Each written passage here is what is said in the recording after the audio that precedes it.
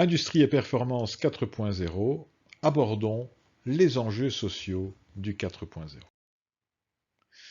Nous avons déjà abordé cette fameuse ligne de production enrichie de tout ce qu'elle contient comme capteur, de systèmes de transmission de données, d'acquisition, de transmission de données, d'analyse de ces données pour répondre à des besoins essentiels de pilotage en termes d'information, de détection, de diagnostic de panne, de prévision des performances.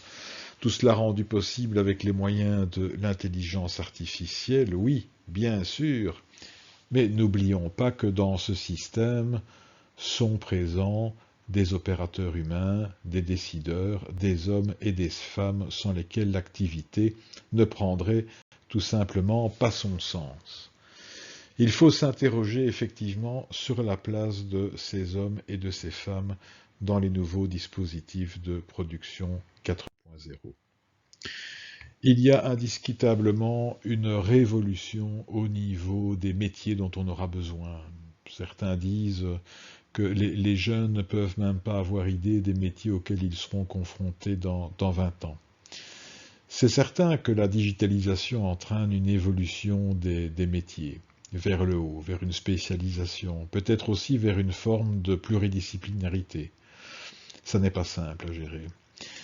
Il y a aussi un peu comme cette pyramide de l'automatisation qui est remise en question par une mise en réseau des systèmes et des données, il y a également une évolution des relations hiérarchiques, où l'on est en train justement d'abandonner un système pyramidal pour évoluer vers des organisations plus flexibles, plus directement centrées sur les objectifs et les projets concrets qui permettent de les atteindre. Il y a indiscutablement une préoccupation générale sur le bien-être sociétal, la place de l'homme et de la relation que cet homme ou cette femme ont avec le travail. Je cite ici un extrait, un de ces nombreux ouvrages sociologiques que l'on peut trouver. L'entreprise est une loupe grossissante des courants et des tendances traversant nos sociétés. Premier lieu où des individus adultes font société, elle est le réceptacle naturel des transformations technologiques, sociologiques et économiques. Intégrée au territoire, elle ressent également les effets des mutations politiques, démographiques et environnementales. Oui, c'est bien au sein même des sociétés industrielles que l'on va retrouver la convergence de toutes ces préoccupations technologiques, sociologiques et économiques. Alors, bien sûr, des craintes quant à l'évolution de l'emploi suite à la robotisation, qui n'est pas le fait du 4.0, mais qui est la vague déjà lancée par l'automatisation et qui s'accélère. Voici les nouvelles statistiques de 2021 par rapport au nombre de robots qui sont installés pour 10 000 employés.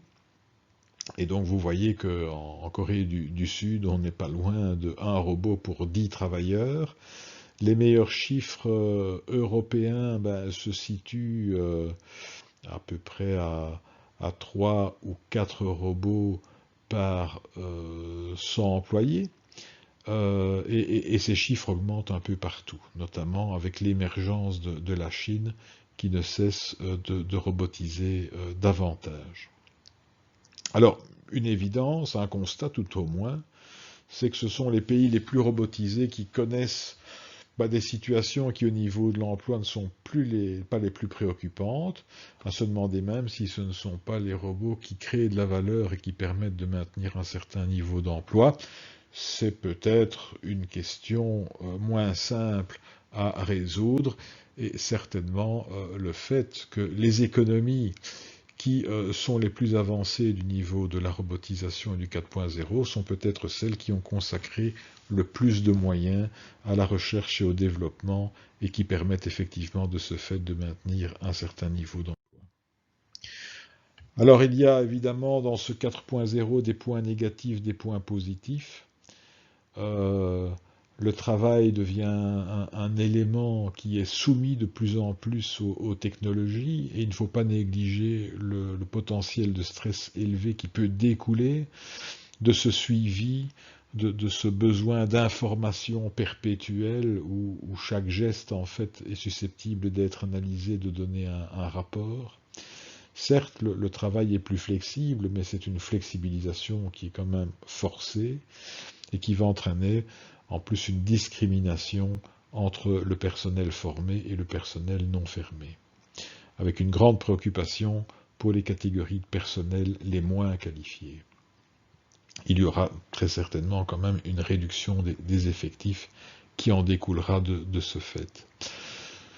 Dans les points positifs, sans doute un amoindrissement du pilotage hiérarchique qui permettra un peu plus de marge de manœuvre et un peu plus de place peut-être pour l'épanouissement personnel au sein du travail en entreprise, puisque le travail sera davantage diversifié, responsabilisant, centré effectivement sur l'atteinte d'objectifs liés à de véritables projets et la résolution de problèmes où, je dirais, l'intelligence humaine et le comportement humain, l'interaction humaine pourra trouver tout son sens.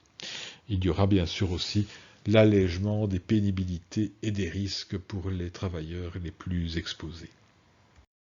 Voilà qui conclut cette petite intervention, créée à l'initiative du projet Indup 4.0, soutenu par Wallonie-Bruxelles International, et qui a permis de concrétiser l'excellente collaboration entre Centrale Casablanca, l'Université de Mons et l'Université Mohamed Ier à Oujda.